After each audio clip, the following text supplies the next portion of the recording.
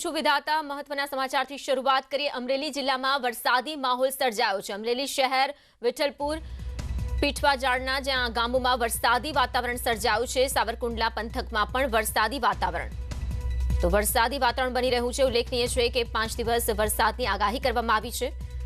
તો 10 અને 11મી જૂનના રોજ ભારે વરસાદની પણ આગાહી છે। બીજી તરફ અમરેલી જિલ્લામાં હાલમાં વરસાદી માહોલ જોવા મળી રહ્યો છે। માહિતી આપશે સંવાદદાતા રાજન ગઢિયા। રાજન, જણાવશો કે વરસાદી માહોલ જે સર્જાયો છે કયા કયા વિસ્તારમાં વધુ વરસાદ નોંધાયો છે અને હાલની શું સ્થિતિ? વિધાતા, આમ તો અત્યારે હાલ વરસાદી માહોલ છે, પરંતુ ગઈકાલે રાત્રે જે રીતે વરસાદ ખાબક્યો તો ભારે પવન સાથે વરસાદ પડ્યો હતો અને જેમાં ખાસ કરીને અમરેલી, સાવરકુંડલા, લાઠી અને બાબરા આ 4 તાલુકાના ગ્રામ્ય વિસ્તારમાં સારો એવો વરસાદ નોંધાયો છે। જોકે છેલ્લા 4 દિવસથી બપોર બાદ અમરેલી જિલ્લામાં વરસાદી માહોલ બને છે અને લગભગ અલગ અલગ વિસ્તારમાં વરસાદ પડી રહ્યો છે। વિધાતા જી રાજન, આભાર આ માહિતી બદલ। તો વરસાદી વાતાવરણ સર્જાયું છે। ગઈકાલે પણ ભારે પવન ફૂંકાયો હતો અને ત્યારબાદ વરસાદ વરસ્યો હતો। સુરતમાં ફાયર વિભાગે સપાટો બોલાવ્યો છે। એક હોસ્પિટલ, 14 હોટેલ સીલ મારી દેવામાં આવી છે। 3 કોમર્શિયલ કોમ્પ્લેક્સ મળીને 18 મિલકતોને સીલ કરાઈ છે। ફાયર સેફટી ઊભી ન કરતા સીલિંગની કાર્યવાહી કરવામાં આવી। અનેક નોટિસ બાદ પણ ફાયર સેફટી નહીં ઊભી કરતા કાર્યવાહીનો દોર જોવા મળ્યો છે। તો એક હોસ્પિટલને સાથે 3 કોમર્શિયલ કોમ્પ્લેક્સ મળીને 18 મિલકતોને સીલ કરવાની કાર્યવાહી સુરતમાં જોવા મળી છે। તો વારંવાર કહેવા છતાં પણ ફાયર સેફટીને લઈને કોઈ જ કામગીરી કરવામાં નહોતી આવી રહી અને હવે આખરે સીલિંગની કાર્યવાહી કરવામાં આવી છે। તો ફાયર સેફટીના અભાવને લઈને સપાટો બોલાવવામાં આવ્યો છે। ફાયર વિભાગે સપાટો બોલાવ્યો છે। એક હોસ્પિટલ, 14 હોટલોને સીલ કરી દેવાઈ છે।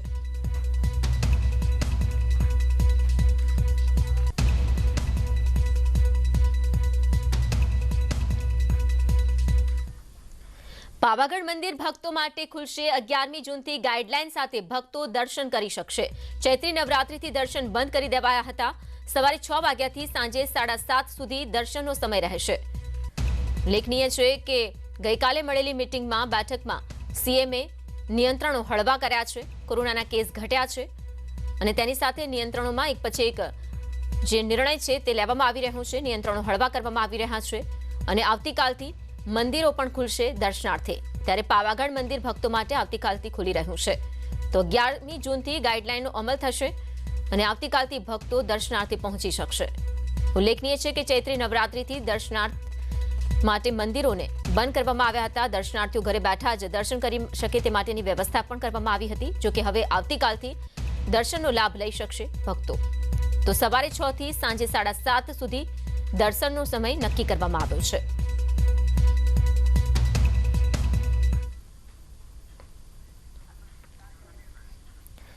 સોમનાથ મંદિરના ભાવિક ભક્તો માટે પણ સારા સમાચાર, કારણ કે સોમનાથ પણ આવતીકાલથી ખુલી રહ્યું છે। ગાઈડલાઈન પ્રમાણે મંદિરને ખોલવામાં આવશે। મંદિરના દ્વાર ખુલશે। 11 જૂનથી સોમનાથના દ્વાર ભાવિકો માટે ખુલ્લા મુકાશે।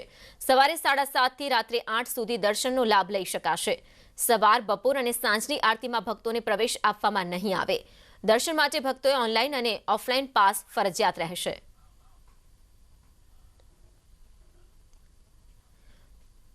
તો આ સાથે જ વિશ્વ પ્રસિદ્ધ સાળંગપુર મંદિર પણ ખોલવામાં આવશે ભાવિક ભક્તો માટે। રાજ્ય સરકારની નવી ગાઈડલાઈન પ્રમાણે સાળંગપુર મંદિર દર્શન માટે ખુલશે। 11 જૂનથી મંદિર દ્વાર જે છે ભાવિકો માટે ખુલ્લા મુકાશે। સોશિયલ ડિસ્ટન્સ સહિત ગાઈડલાઈનનું પાલન કરવું ખૂબ જ જરૂરી છે અને આ નિયમો સાથે મંદિર ખોલવામાં આવશે। આરતીમાં ભાવિકોને પ્રવેશ આપવામાં નહીં આવે। મંદિરમાં પૂજા વિધિ અને ધર્મશાળા પણ ખુલશે।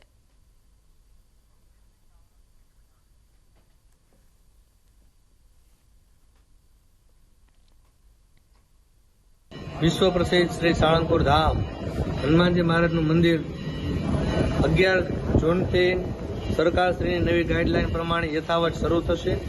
ભાવિક ભક્તો દર્શનનો લાભ લઈ શકશે। ધર્મશાળા તેમજ પૂજાપાઠ વિધિનો પણ લાભ લઈ શકશે અને આરતીની અંદર પ્રવેશ નિષેધ રહેશે। એ સિવાયની તમામ અહીંયા દર્શનાર્થીઓ માટે, યાત્રાળુઓ માટે બધી સુવિધાઓ ઉપલબ્ધ રહેશે।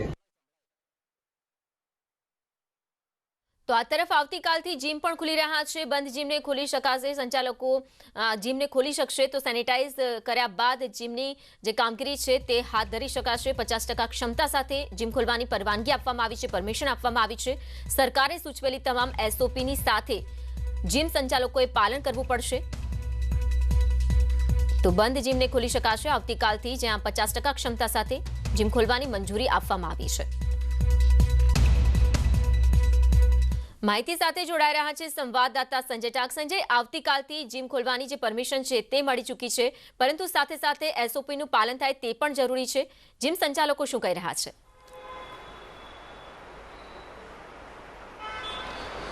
વિધાતા, જે પ્રકારે જે કોરોનાની જે પહેલી લહેર અને ત્યારબાદ બીજી લહેર જે છે કે તેમાં પણ ક્યાંક ને ક્યાંક સૌથી વધુ મુશ્કેલી જો પડી હોય તો જીમ સંચાલકોને પડી છે. હું દ્રશ્ય આપને બતાવીશ કે જે પ્રકારે સરકાર દ્વારા જે છે હોટલ, રેસ્ટોરન્ટ, જીમ અને મંદિરો જે છે કે જે SOP સાથે અને 50% ક્ષમતા સાથે જે છે ખોલવાની જે પરમિશન આપી છે, અને આવતીકાલથી આ જીમ જે છે તે ખુલી રહ્યા છે, ત્યારે જીમ ઓનર જે છે કે તે સેનિટાઈઝ આખા જે પોતાના જે જીમ જે છે તે સેનિટાઈઝ કરી રહ્યા છે અને તમામ SOPનું પાલન જે છે થાય તે પ્રકારના પ્રયાસો જે છે તે તેઓ કરવાના છે. અને તેઓમાં પણ ક્યાંક ને ક્યાંક વિધાતા જે છે ખુશી છે, કારણ કે આટલા સમયથી જીમ બંધ હતા અને રજૂઆત તેઓ જે છે અમદાવાદ મ્યુનિસિપલ કોર્પોરેશનમાં જઈને પણ રજૂઆત કરતા હતા. ત્યારે રઘુવીરભાઈ આપણી સાથે છે. રઘુવીરભાઈ, શું કહેશો, જે પ્રકારે અત્યાર સુધી બંધ હતા અને હવે ખોલવાની પરમિશન આપી છે? જી, લાંબા સમયની રાહ જોયા બાદ અને પારાવાર મુશ્કેલીઓનો સામનો કર્યા બાદ આખરે સરકારશ્રીએ અમને આવતીકાલ એટલે કે 11મી તારીખથી અમને અમુક ગાઈડલાઇન્સ સાથે ખોલવાની મંજૂરી આપી છે. તેના માટે પહેલાં તો અમે તંત્રનો આભાર માનીએ છીએ, કારણ કે અમારી સાથે જોડાયેલા હજારો કર્મચારીઓની અને જીમ ઓનર્સની રોજગારીનો સવાલ હતો અને બહુ જ ઉમળકાથી અને ઉત્સાહથી અમે કાલથી જીમ ખોલવા જઈ રહ્યા છીએ. SOPનું પાલન કઈ રીતે કરવામાં આવશે? 50% ક્ષમતા સાથે શરૂ તો કરવાની વાત છે. એટલે જે તે જીમની સાઇઝ પ્રમાણે સરકારશ્રીનો આદેશ છે કે 50%ની કેપેસિટી હાલમાં લેવી. એટલે એ કેપેસિટી સાથે અને જે ડિસ્ટન્સનું પાલન કરવાનું હોય એના માટે અમારા જે ઇક્વિપમેન્ટ્સ હોય છે એની વચ્ચે યોગ્ય અંતર, અને જ્યાં અંતર શક્ય ન હોય ત્યાં આગળ વચ્ચેના ઇક્વિપમેન્ટ્સને અમે બંધ રાખીને એ ડિસ્ટન્સ મેન્ટેન કરીશું. અને આજે બસ ઉત્સાહનું વાતાવરણ છે અમારા બધા જ જીમમાં. બધા જ જીમ સરસ રીતે સફાઈ થઈ રહ્યા છે, સેનિટાઈઝ થઈ રહ્યા છે. અને કાલથી જે હેલ્થ કોન્શિયસ માણસો સવા વર્ષથી રાહ જોઈને બેઠા છે કે અમે કસરત કરીએ અને સ્ટ્રોંગ બનીએ આવા આવતા વાયરસ સામે, એના માટે અમે એમનું સ્વાગત કરવા સંપૂર્ણપણે તૈયાર છીએ. વિધાતા, હું દ્રશ્ય પણ આપને બતાવીશ. આપ જે દ્રશ્ય જોઈ શકો છો કે જે છે જીમ જે છે તે સેનિટાઈઝ થઈ રહ્યા છે, અને ખાસ કે જે પ્રકારે અહીંના જે ઇક્વિપમેન્ટ જે છે કે ત્યાં પણ જે છે ડિસ્ટન્સ જળવાઈ રહે તે પ્રકારના જે બેનર જે છે તે લગાવી દેવામાં આવ્યા છે. અને હાલ જીમ જે છે તેને સેનિટાઈઝ કરવાની કામગીરી કરવામાં આવી રહી છે. જે પ્રકારે સરકારે આદેશ કર્યા છે કે નિયમો અને SOPનું પાલન કરવું ફરજિયાત રહેશે, અને તે નિયમોના પાલન સાથે જે છે જીમ ઓનર જે છે કે પોતાના જીમ ખોલવા માટે સજ્જ છે. જી સંજય, આભાર આ માહિતી બદલ. તો સંજયે જેમ જણાવ્યું કે જીમ સંચાલકો તૈયાર છે, ખુશી પણ જોવા મળી રહી છે. આ સાથે સાથે ખાસ એ બાબતનું પણ સંચાલકો ધ્યાન રાખી રહ્યા છે કે જે સાફ સફાઈ છે તે વ્યવસ્થિત રીતે થાય, અને તેટલા માટે જ જીમને સેનિટાઈઝ કરવાની કામગીરી હાથ ધરી દેવાઈ છે. ધંધો કરવો હશે તો રસી ફરજિયાત રહેશે. રાજકોટ કલેક્ટરનું આ મહત્વનું જાહેરનામું. રાજકોટ જિલ્લાની 6 નગરપાલિકામાં જાહેરનામું કરવામાં આવ્યું છે, બહાર પાડવામાં આવ્યું છે. ધંધો કરવો હશે તો રસી અથવા તો કોરોના રિપોર્ટ ફરજિયાત રહેશે. વેપારીઓ માટે વેક્સિન લેવી ફરજિયાત છે. 10 દિવસનો કોરોના ટેસ્ટ રિપોર્ટ સાથે રાખવો પડશે. આ અંગે પણ ખાસ આદેશ કરવામાં આવ્યા છે. રિપોર્ટ નહીં હોય તો ધંધો નહીં થઈ શકે. તો રાજકોટ કલેક્ટરે મહત્વનું જાહેરનામું બહાર પાડ્યું છે. રસી ફરજિયાત કરી દેવામાં આવી છે. જો ધંધો કરવો હશે તો રસી લેવી પડશે. રાજકોટ જિલ્લાની 6 નગરપાલિકામાં જાહેરનામું બહાર પડાયું છે. તો ધંધો કરવાને લઈને નિયમોના પાલન કરવા પડશે. રસી અથવા તો કોરોના રિપોર્ટ ફરજિયાત રહેશે. વેપારીઓ માટે વેક્સિન લેવી ફરજિયાત કરી દેવાઈ છે. તો 10 દિવસનો કોરોના ટેસ્ટ રિપોર્ટ પણ સાથે રાખવો પડશે. જો રિપોર્ટ નહીં હોય અથવા તો રસી નહીં લીધેલી હોય તો ધંધો નહીં કરી શકાય. માહિતી આપશે સંવાદદાતા હરીન. હરીન, ખૂબ જ મહત્વપૂર્ણ જાહેરનામું કહી શકાય. રાજકોટ વાસીઓ માટે ધંધો કરવા માટે નિયમોનું સખ્ત પાલન જરૂરી છે. બિલકુલ નિયમોનું સખ્ત પાલન જરૂરી છે, કેમ કે રાજકોટ ગ્રામ્યમાં જે રસીકરણ લોકો છે, હજી પણ રાજકોટ ગ્રામ્ય વિસ્તારમાં રસીકરણ ઓછું જોવા મળે છે. લોકો અલગ અલગ માન્યતાઓ ગેરમાન્યતાઓને કારણે પણ આ રસી ઓછી લે છે, પરંતુ આ રસીકરણને વેગવંતુ બનાવવા વધુમાં વધુ લોકો રસી લે તેના માટે જિલ્લા કલેક્ટર દ્વારા પણ એક પ્રયત્ન કરવામાં આવ્યો છે. જાહેરનામું બહાર પાડવામાં આવ્યું છે કે હવે રાજકોટ જિલ્લાની 6 નગરપાલિકા એટલે કે ગ્રામ્ય વિસ્તારોમાં જો ધંધો કરવો હશે, કોઈ પણ નાના મોટા ધંધાર્થીઓ હશે, ફેરિયાઓ હશે, મજૂરો હશે, ડ્રાઈવર હશે, કોઈ પણ વ્યક્તિએ જો પોતાનો ધંધો કરવો હશે તો તેમણે રસી લેવી પડશે.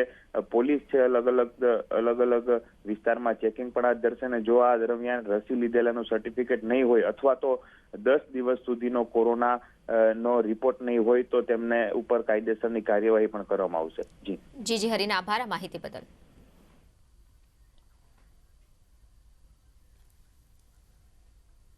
અને મહત્વના સમાચારો સાથે પાછા ફરીએ એક બ્રેક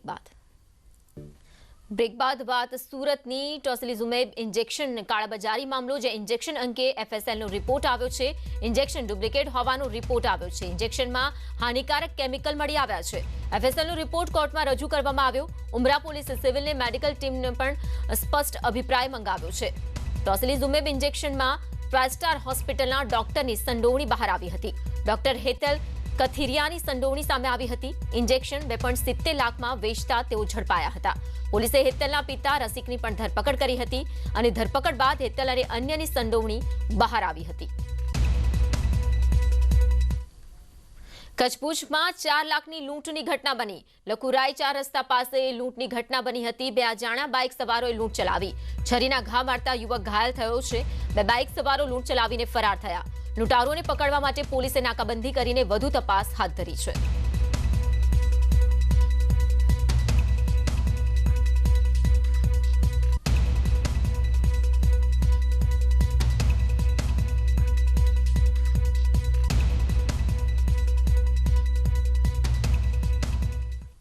ગુજરાતમાં 4 દિવસ વરસાદની આગાહી છે. હવામાન વિભાગે આગાહી વ્યક્ત કરી છે. આગામી 4 દિવસ વરસાદી માહોલ સર્જાવાને લઈને અનુમાન લગાવાયું છે.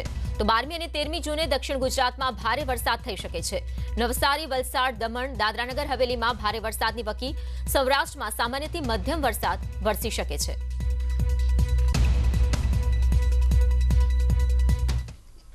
ગાંધીનગરમાં બની છે ચોંકાવનારી ઘટના. 2 મહિનામાં એક જ બાળકનું બીજી વાર અપહરણ થયું. ઝુંડાલ ખાતે મજૂરી કરતા પરિવારના 2 માસના બાળકનું અજાણા શખ્સે અપહરણ કર્યું. બાળકના ફરી અપહરણની ઘટનાથી પોલીસ પણ ચોંકી ઉઠી. પોલીસે બાળકને છોડાવવા માટે અલગ અલગ ટીમ બનાવી છે. પહેલા જે આરોપી અપહરણ કર્યું હતું તેની પર શંકા જતા તેની પાછળ પોલીસે ટીમ લગાવી છે. જોકે આ વખતે પોલીસને કંઈ હાથ નથી લાગ્યું. પોલીસે તપાસ વધુ તેજ કરતા 500 જેટલા સીસીટીવી ચેક કરતા એક બાળક શંકામાં આવ્યું. તેની ઓળખ કરતા બાળકને લાલ કપડામાં વીંટાળીને રાજસ્થાનના બાંસવાડા સુધી લઈ ગયા હોવાનું જાણવા મળ્યું. ગાંધીનગરની ટીમે બાંસવાડામાં રેડ કરીને અપહરણકારોને ઝડપી લીધા છે. એક કપલ મૂળ બાંસવાડાના છે અને અહીંયા ચાંદખેડામાં રહે છે અને છૂટક મજૂરી કરે છે અને એ લોકોને કોઈ બાળક નહોતું. એના કારણે એ લોકો બાળક શોધતા હતા અને તપાસમાં એવી વિગત પણ ધ્યાન ઉપર આવી છે કે છેલ્લા 2-3 મહિનામાં એ લોકો એવી અવારું જગ્યા ઉપર, એવી ઝૂંપડપટ્ટીમાં કે એવી નીચલા રહેણાંકવાળા વિસ્તારોમાં ગયા છે જ્યાં એ લોકોને બાળક સહેલાઈથી મળી જાય તો એ બાળકને કિડનેપિંગ કરી અને લઈ જઈને પોતાના બાળક તરીકે બતાવી અને એ લોકોનું ગુજરાન ચલાવવા માંગતા હતા. એવું આ કપલ પોલીસના ધ્યાન ઉપર આવ્યું. એને લોકેટ કર્યું અને એ લોકોને લઈને આવ્યા છે. બાળકને છોડાયો છે. નેટવર્ક 18 સુનિશ્ચિત કરવા માંગે છે કે દરેક ભારતીયોને કોરોનાની રસી મળે. રસીકરણ સામે જાગૃતિ લાવવા નેટવર્ક 18 અને ફેડરલ બેંકની પહેલ સંજીવની શોર્ટ ઓફ લાઈફને સપોર્ટ કરો. Expert Apollo 24/7.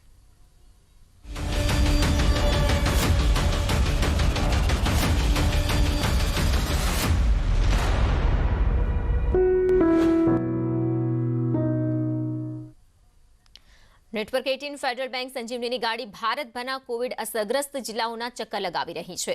રસી માટે જાગૃતિ ફેલાવવા મારી પહેલને આપ પણ સમર્થન આપી અમારા અભિયાનને વધુ મજબૂત બનાવો. ચાલો જાણીએ કે સંજીવનીની ગાડી હાલ કયા જિલ્લામાં અને કયા ગામમાં પહોંચી છે. સંજીવની ગાડીએ હાલ અમૃતસરના ધારદેવ અને વડાલા કલાન ગામની મુલાકાત લીધી તો મધ્યપ્રદેશના ઇન્દોરના ગુરુન અને દરજી કરાડિયા ગામની મુલાકાત લીધી. આ તરફ નાસિક શહેરના કરંજગાંવ તેમજ શીગવે ગામની પણ મુલાકાત લીધી. ગંટુરમાં મુદગુલ્લા અને નંદીકુંડી ગામની મુલાકાત લીધી તો દક્ષિણ કન્નડમાં નેરિયા અને ઇલંથીલા ગામની પણ મુલાકાત લીધી. સંજીવની ગાડી અત્યાર સુધીમાં 136 ગામડાઓના 64,700 લોકો સાથે મુલાકાત કરીને રસી વિશે લોકોને જાગૃત કર્યા.